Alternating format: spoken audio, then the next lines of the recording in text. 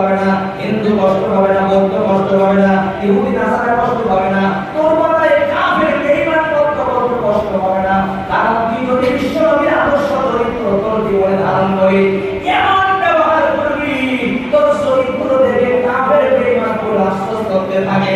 আল্লাহর নবীর জবানের দ্বারা যত লোক ইসলাম গ্রহণ করেছিল, বিশ্ব নবীর চরিত্র দেখে আদর্শ দেখে কাছে বেশি ইসলাম গ্রহণ করেছে।